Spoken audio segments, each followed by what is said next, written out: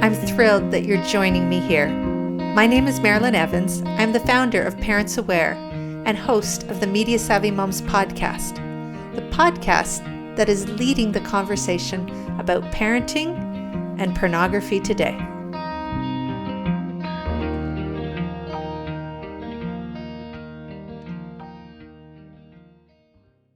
I often say that raising kids in a media-saturated world is like shoveling in a snowstorm, and it's winter here right now, so I think that's an appropriate metaphor.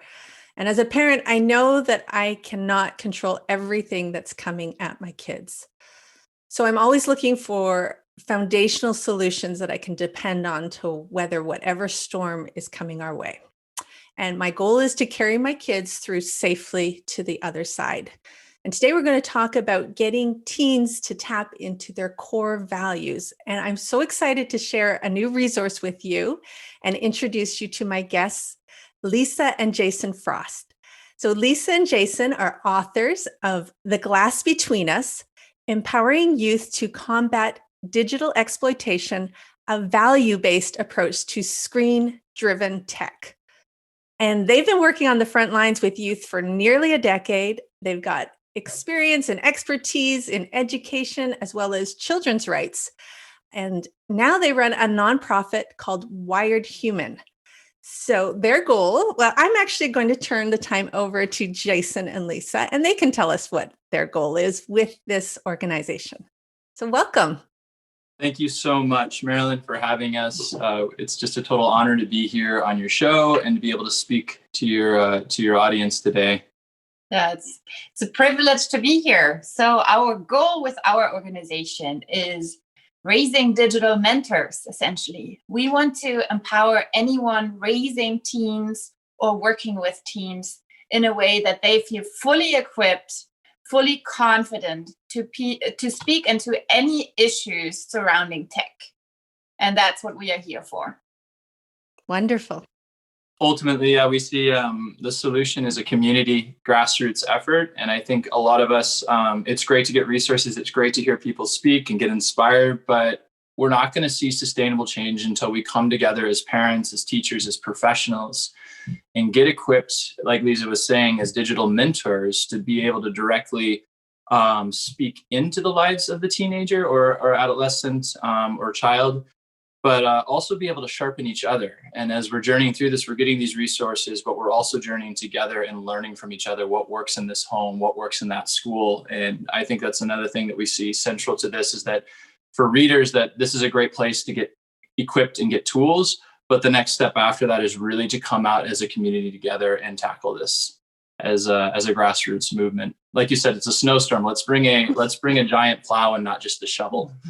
Well, you are speaking my language, getting the community involved. There was in the first chapter, I believe, Lisa, you mentioned that in all your training for education, nobody trains you on how to deal with the challenges that come with media. Mm-hmm. And I, as a parent, I was looking to my community for help and resources, and I was struggling to find it. So thank you so much for creating this. I love that it goes to all mentors of who are trying to raise kids, whether it's in the home or in the schools, in our communities. That's fantastic. Tell us a little bit about your family. At this point, we have two kids, a 3-year-old and a 1-year-old.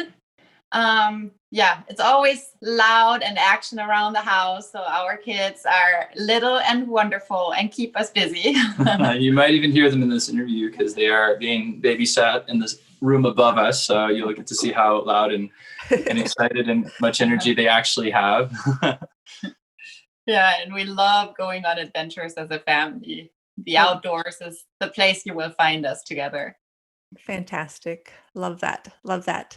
So tell me, what was the driving force to get you to write this book? Because this is a monumental task. I'm sure it took a great amount of effort. It's so well documented. Why did you do this? That is a great question. We always joke, but it's actually the truth that the book was mostly written with having kids in our lives and the way working full time with teenagers. It was written when went down and before it came back up again. And the main, I would say the main motivation came from just spending a lot of time with teenagers over the years. And we realized that when we were just wanting to make an impact in their lives and wanting to go beyond just the superficial role of what our job title was as an educator or an educational expert, but really get in and see them maybe have the chance to influence their lives, to change the trajectory of where we saw they were going to live flourishing, purpose-filled, successful lives. And kind of through that journey, we realized the roadblocks along the way that these kids were facing and teenagers were facing. And there was like an invisible force out there that we could feel, you could kind of see it, but you couldn't quite put your finger on it.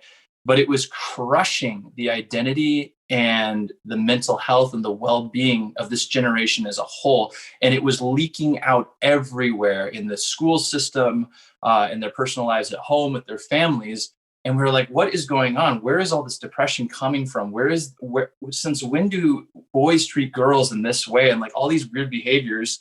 And we came to kind of call it, like, we called it a weight. It just felt like there was a heavy weight placed on their shoulders and it was weighing them down. It was getting heavier and heavier and nobody was talking about it. And it became super evident, especially as smartphones started to enter into every home and every team would pull out. It didn't matter what economic background, where they came from or what they were doing, rich kids or even kids that were economically challenged. They all had the latest, iPhone, whatever. It was like the brand new version of whatever just came out and it was super important.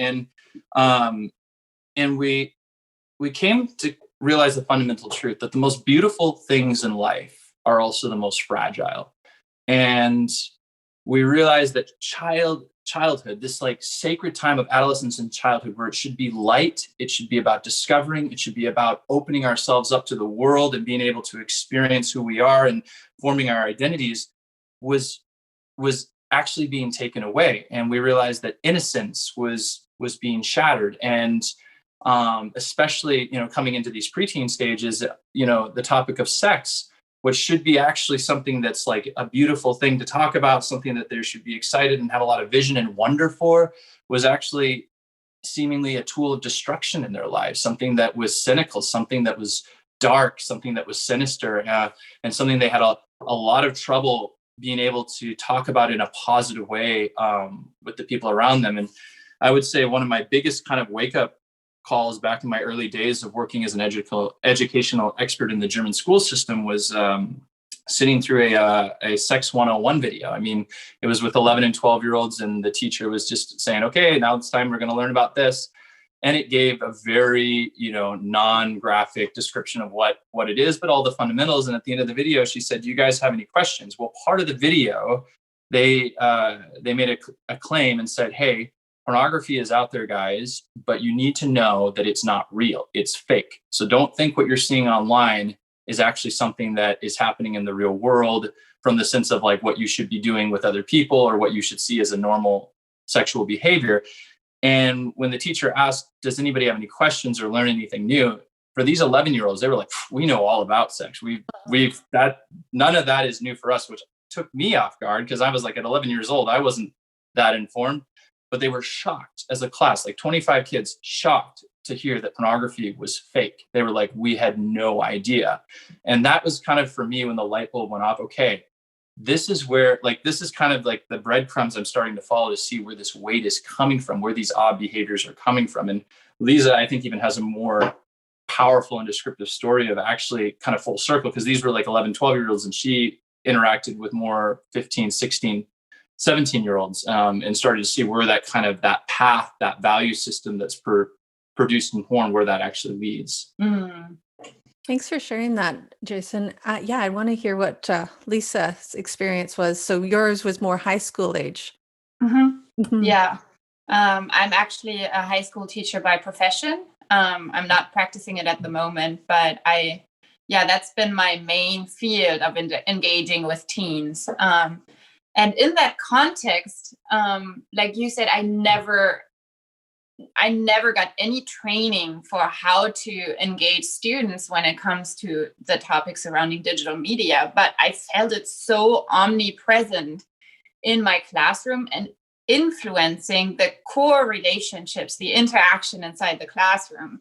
So I, just to give you one example, one day, 2 students came to me, and this is actually a story that we also wrote down in the book, but 2 students came to me. They were super disturbed, like amazing kids, and said, "Oh, Miss Frost, we have something we got to share with you." And it was essentially that one of their classmates had shared a nude photo of herself.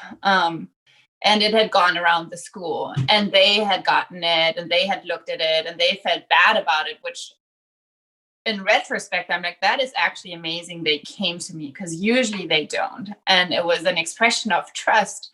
And they were like, "We don't know what to do. We feel super bad about this." And I looked at them and thought to myself, I don't know what to do. So I thanked them for their trust and assured them that that was a good first step to actually come to a trusting adult and bring this up. But the steps that followed next were, in retrospect, very surprising. So I went to the girl and I asked her about it, for one, but I also informed the school counselor. And the school counselor said, that's online. There's nothing really we can do. And the girl denied that she had shared those photos and they were going around. And I was like, what do I do now? She's not even admitting to it. And I can understand there's a lot of shame attached. And it probably is very uncomfortable to share that with a teacher after all. And I didn't know what to do. And as I was trying to figure out this situation, I was like, wow, I have no resources. And the people that should be able to help me and guide me along the way, like a school counselor, they don't know what to do. So they just shoved it under the table. And that was actually, for me, one of the key moments where I thought, we got to do something about this. I want to feel able to deal with the situation in a way that can actually help my students, the ones that shared, also the ones that shared the nude. And as we were going on in conversation, those students that shared the story actually said that the girl was also suicidal and that she was sharing that she had something in her purse to kill herself, and they didn't know what to do and were quite overwhelmed. Fortunately, that didn't lead to a bad place, but it was like a wake-up call of, this world is real, this is happening, and I have to find a way to equip myself to be able to respond in confidence. So Absolutely. You brought up so many key points, and principally that we need to, if we're the mentors, we have to be able to deal with these issues and equip our kids to hopefully not get to that place to begin with. But if they are, like, we have to have some sort of solution, some sort of answer. We cannot push it under the rug, because that's when real harm is going to take place. Now, if I can just switch gears a bit to the scope that you cover in The Glass Between Us, it's gaming, it's social media, and it's pornography. So you really do touch on the big 3, I would say, that impact teens' lives today, which I'm so grateful for, because I've read many excellent books out there, and some of which really dive into the impact of social media or really dive into the impact of gaming, but not so much to pornography. It's like we want to push that under the carpet, but we can't. So why was it important for you to touch on all of these topics? And is there a commonality between them? Yeah. As we were looking at these issues, we actually realized there's a lot of overlap, and there's an underlying current that is influencing all 3. We call them pillars. So social media, gaming, and pornography. And if we look at them and take one step back, we actually realize that what is binding them together in a way is that the teens that are consuming, that are engaged in these worlds, well, they are also very human and have real human needs, real human desires, and they have actually deep longings in their heart that we believe they want to fill those, and they are looking to these platforms to find fulfillment. So I think one of the key questions, or a couple of the key questions that is driving any human, is: am I loved? Am I able to love? Did my life have meaning? Teenagers, they want nothing more than to be seen, to be known, to be affirmed in who they are. And no matter if you look at social media, gaming, or pornography, there are artificial. It's like an artificial way, like a way of corrupted intimacy. Oftentimes, when you look at pornography, of artificial adventure, when you look at gaming, where teenagers are looking for that place of acceptance, they are looking for that place of adventure, they are looking at that place of, I want to connect with another human being. And big tech says, we'll feed it your way. We know how you are wired. We know how your brain is wired, what you respond to. We'll give you the dopamine kicks. And we have figured out a really, really good way how to reach humans and feed you something official that feels like it's feeding your core human needs, but it's actually corrupting the most precious parts of who you are in the long run, if we are not intentional and do not have a value-driven approach, which is what we want to inspire with our work. That makes a lot of sense, that these are, yeah, I love how you explain that this is supplementing, those basic needs, but it's doing it in an artificial, superficial way, and kids are left wanting. Okay, so let's talk about those values and versus the exploitation that kids are experiencing through these platforms or through these mediums. And that really, this is what attracted me to your work so much, is that idea of a value-based approach. And so why is it important to teach teens to know their own values? And do we have to be intentional about that? No, this is a great question. The short answer to this, because we could really get into it here, but it's the fact that big tech, social media, gaming, pornography, all have their own value system. And they're very, very bold in pushing it out there and getting it in front of our kids. There's 850 million minors online. That's a huge market. And they're pretty simplistic. I would say gaming, pornography, and social media, they all have the same mission. It's to monetize time and attention however they can get it. Pornography is just much more heartless in the way they go about it, but the other industries are doing the same thing. And so if our kids, teenagers, either 17 all the way down to 7, don't have a understanding of the values that are driving their life forward, that they're uncompromising on those values because they understand the why. And the why is because these values take me somewhere. There is a destination I will arrive at when I live out these values in an uncompromising way. And if I want to arrive at that destination, and that's a great discussion as a mentor or a parent to have in a teenager or child's in that relationship, is to say, hey, where do you want to go in life? And if you don't know, let's talk about that and make that a big focus point, because let's come up with some ideas of values that will land in that place. And then when we look at online, the value, essentially the tech industry, is you have fundamental human needs for connection, affirmation, intimacy, and purpose. And we have pleasure. It's all about self-indulgence, get more likes, get more followers, be a demigod in your own digital universe. And most of all, the sex, or I would say the exploitation industry online, because I see pornography as exploitation in all forms, just says, hey, are you bored? Do you feel depressed? Do you feel emotions you don't want to feel? We have a brain hack. Here's a virus, stick it inside your head, and it'll make you feel something different. Whether that's this chase after synthetic intimacy or whatever it might be. But these values are indoctrinating this generation. And that's the way you feel, because they're going online, they're having all these experiences, and they're walking away feeling like, hey, I just got all these great feelings from doing something that I know was actually really wrong, especially in pornography. 88% is violence against women, or at least the most popular porn being produced, along with a whole mess of other stuff.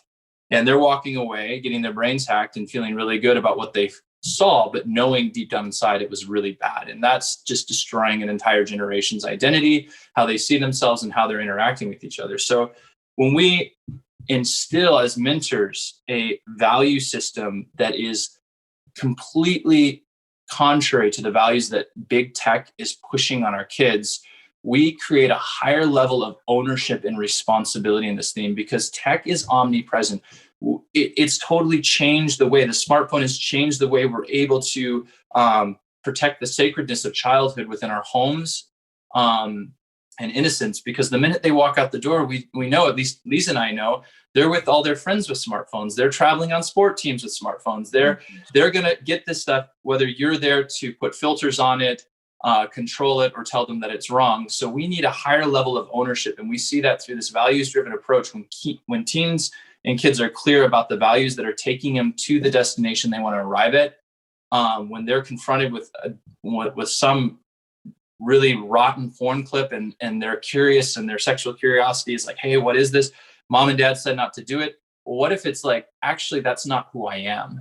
I don't watch that because that's not who I am. I'm going to this destination and I'm not going to be scammed like I'm not some chump out there that's going to get drawn in by the big con man, which is like the porn industry dangling stuff in front of them saying, hey, check this out. We'll give you everything you want, and leave them with nothing but bondage, depression, and a whole mess of other problems. But they're going to drive to the destination that they have full ownership over and that they are excited about arriving towards. And we see that as values being the map and the driving force in their life to get them there. Yeah, we really work at Parents Aware and through our podcast here at Media Savvy Moms to hit that home. And I think you've done such a fantastic job of really clarifying that this is a higher level of thinking and getting kids to take ownership for how they are navigating through these devices. Of course, as they're younger, we're going to be more involved, but our ultimate goal is to have them become these adults who can do this without mom or dad's help or without their mentor helping them. And so we talk about priorities. So what are your priorities in life? So that kind of interchanges with values. Like, let's put our priorities first. Let's spend our time on what's most important to us and get those values to drive how we act. Love it. And to your point, I noticed, like in the first chapter, I think it was maybe Lisa said that you asked, maybe, I'm not sure if it's Jason or Lisa, a group of 5th grade students to tell you what their hobbies were. And very few of them could say anything. Like 5th grade is age 10 and 11, other than social media. So really, we have to help them. It's so pervasive in their life. It's so enticing that we have to help them think beyond that. Yeah, agreed. Absolutely. And I would add that no teenager wants to be exploited. And when we help them understand that this is not just their choice to spend all these hours on social media, for example, but there's a force out there that is really, really trying hard to get them hooked, to get them attached to whatever, platform they spend their time on. I think there's going to be an outcry of like, wow, I don't want this. Like, I want to be my own person. That's what adolescence is all about anyways. Yeah, no teen wants to be told what to do or how to think. Yeah, exactly. Good point. Yeah. Okay, so how can we help teens find and rely on those values? So you have a system or an acronym that you rely on. Tell us about ROOM. Did I pronounce that correctly? Almost RUM. We put it together. We obviously came up with the acronym, and then we Googled, okay, what could this mean? And I found in a 16th century sailing manual that RUM was a navigation system that was used to chart long courses for ships to travel to reach their correct destinations. I was like, perfect. They haven't used the word since the 1600s, but we're using it now. Okay. So what is RUM? And it doesn't come in a bottle. I know that. Yeah. Yeah. So RUM is essentially our model that we use to help teenagers tap into their values.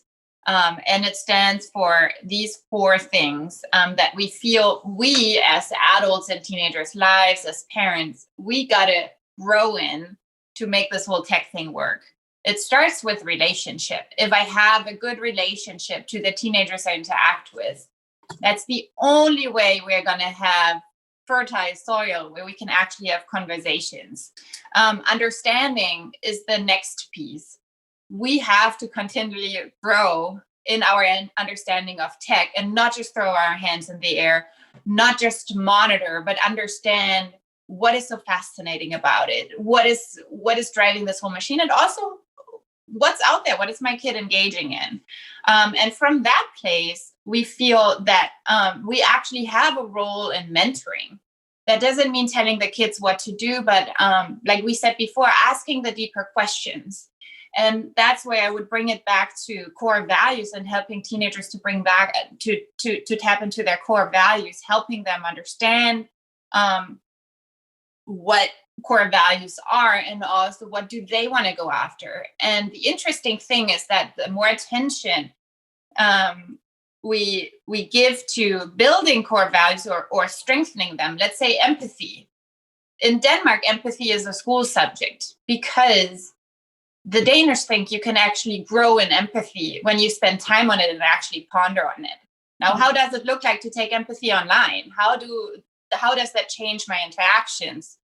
And the last one is boundaries. We believe even though our first approach is not telling teens what to do, if we do not have sufficient boundaries in place, especially for younger kids, for younger teens, it's very hard for it to work because of the current state of the teenager, essentially, how the brain is wired and all of that. I mean, we as adults need to set boundaries for ourselves when it comes to tech, or it's consuming us in many ways.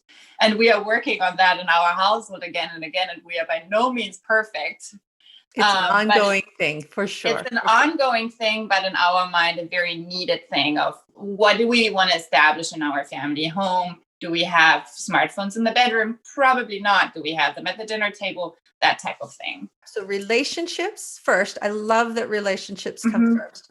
Understanding what's coming at our kids about tech, like more than the scare factor. It's really trying to understand their world, mentoring them, and setting those boundaries. Because as you say, there's a reason why our kids stay with us until adulthood. We still have to help them set boundaries.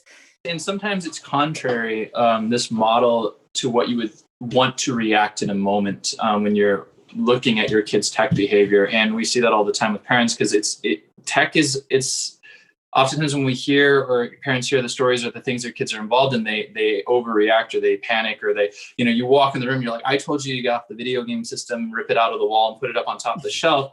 And we're kind of saying, and yes, there is a time and a place for that sometimes, to snatch the phone away or whatever. And we have to set good boundaries and work with our kids. But having that kind of this core value for, what core fundamental human needs are you trying to meet through this? And that's really what RUM is about. It's like, hey, how are you using tech in your life to try to meet real life needs? Because we know, and I can explain the why of, how that's not going to work out. But, ultimately we would love parents to see this as, if you, and this comes from kind of our background working with, some very difficult cases in the German school system at times with kids that just could not be reached, that were running away from school every day, and starting out with just, hey, how can I invest in you and get to know what you care about, I care about, what you're interested in, I find fascinating. And from there, being able to use that to understand like how those things in your life are helping you meet certain needs. And when I think kids feel that baseline there of connection, it's kind of a door that opens up to mentorship, because we can't just run and be like, now I'm going to mentor you about tech. Here's how scary it is. Here's all the bad stuff that's going to happen to you. It just shuts down the brain. They're thinking out of a place of like defensiveness and how can I get out of this conversation, to versus like, hey, you really get why like Fortnite, you get why it's fun, you get what I'm getting out of it. And then that place of mentorship, it's like the values create something of ownership where kids get to look and say, how can I protect the destination I want to arrive at? So when there's a boundary in there, it's not just like, a fence that we build around it and say, do not enter. It's like, because you're going to step out of the house. How do I get you to actually have a boundary that you set up to protect where you want to go in life, that you have that ownership? And I know that looks different between 7-year-olds and 17-year-olds. And that's really the beauty of RUM, is it's taking into consideration that parents are very smart, intelligent, wise, and most parents we meet have a lot of understanding of their own kids. They don't need someone to come in and tell them how to do it, but if they can get this sort of these direction and plug their own wisdom, their own life and experience into it, they can find the values in the system that works best in their own home with their own kids, or teachers with their own classrooms. And that's kind of the goal. That's why it's a very relationally based foundation of what the model actually is. I love that you point out it's not, we don't want it to be us against them. This is us doing it together. And your RUM model is really great at setting that up and reminding us as parents that this is, we're here to guide and help them. Okay, we need to come to the end of this amazing discussion. You don't gloss over the challenges that are confronting teens. We have not talked about all the things that are in your book, but there's some really heavy stories, and you talked about the weight that kids feel, and this is why. So parents that are listening, if you pick up the book, which I recommend, you're going to read some heavy stories. Now, it's clear that your goal is not to discourage tech use. It's not to say we got to get our kids off of video games. We have to get our kids off of social media. It is to say we need to get our kids off pornography, because as you said, that's purely exploitive. There's no line of, oh, some is okay. But we want to embrace the good that tech has. So what is your hope for the future?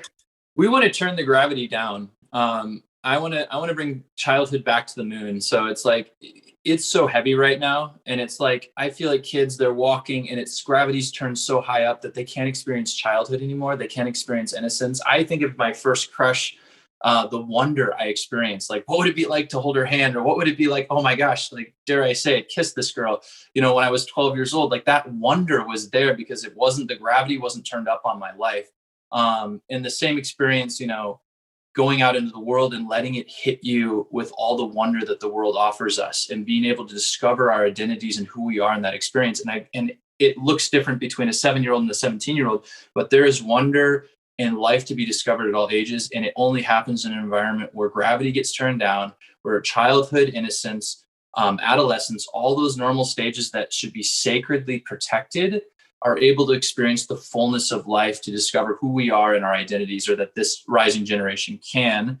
And ultimately, I think from that place, rescue a generation from this destructive path that we see they are headed towards, because of just the relentless business strategies and mindsets and values that tech has been pumping out. And I think something that constantly keeps us grounded is, in the United States between 2014 and 17, life expectancy started to plummet or drop, which is unheard of for a country like ours.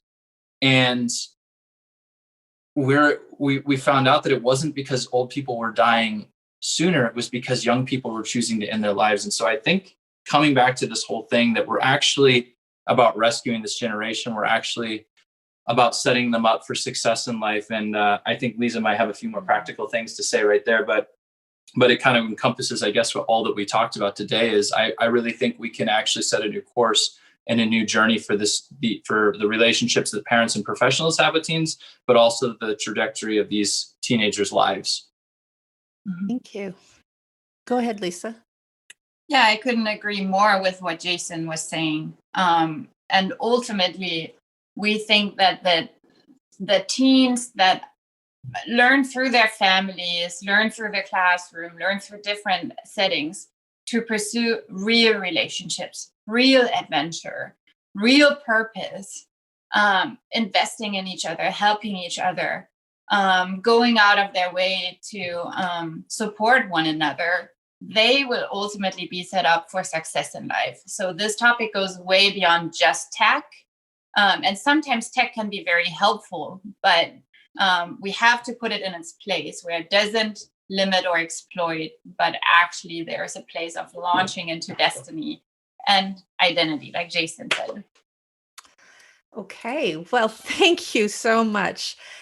Just a quick recap. We talked about the weight that our kids teens feel today and contrasted that with their needs. So the need to know that they're loved, that they can love, and that their life has meaning. That we need to tap into their values. And I love what both of you said just now at the end about first turning the gravity down. I love that expression, so that we can experience that lightness and that joy that should be life for children, teens, and adults, and that we are setting this generation up for success. That is our goal. So thank you so much for sharing that with us, for writing the book. Just before we get to the challenge, well, I would like you each to give us a challenge, but also, can you tell us where our listeners can connect with you more if they'd like to? Awesome. Yeah. We are in the process of learning how to do social media better in our own journey. So we actually have a Facebook. You can find our Facebook page. You can find us at We Are Wired Human, as well as on Instagram. And that's really just to serve as a place to share helpful information. And then our website is just a more in-depth resource where you can find more information about our book. You can communicate with us directly through the website, which is wiredhuman.org. And ultimately, if any listeners just want to reach out to us, we love to connect with our audience and actually hear your stories, hear what challenges you're facing, and have dialogue, because that's really what we're in this for. We love to connect with people. We love to be a resource. So feel free to reach out to us at info@wiredhuman.org. That's info@wiredhuman.org. Okay, let's hear those challenges. Okay, so Lisa and I, we have different pedagogic styles of teaching. And so we decided to each share a challenge. I think it's really fun sometimes to flip things on their head. So my challenge actually involves tech. I have found great responses with all ages when it comes to discovering our personal value systems, to find out who they look up to or who they find inspiring in life when it comes to like movie characters. My challenge to you would be, ask your kids what their favorite superhero movie is or inspiring film of some kind, and go to our website. You can actually find a form to download this, and it's basically how to pull out the values of the lead protagonists. And I think this is just a great place to start, because we can then pull out some really cool values to talk about as a family with our kids, and ask our kids what values would they like to attach to their own identity, or how they want to approach life and school and all the things they're facing. Fun challenge. Okay, Lisa. Mine is the value-driven screen contract. Screen contracts are all over the place these days, but we think that they're too focused on just the time and boundaries part, and not so much about the values that are driving us. And I love the fact that if you work with teens or you have them in your home, they love discussion, they love debate, they love wrestling, and they are actually really, really smart in so many ways. And so you can actually have these conversations about tech.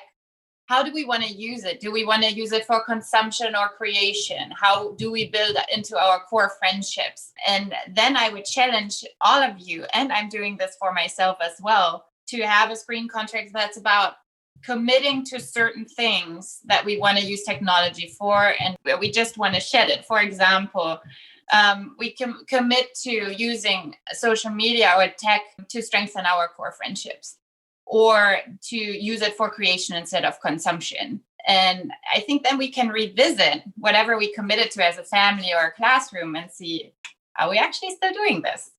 Awesome. Again, thank you for being here today and taking the time. It was a privilege. True privilege and honor. Thank you, Marilyn, for having us. Thank you again for joining the conversation. If you'd like more information about what was discussed in this episode, visit our detailed show notes at parentsaware.info. And if you simply want to follow us on social media, we are at Media Savvy Moms on Instagram and parentsaware/Media Savvy Moms podcast on Facebook. Until next time, keep talking.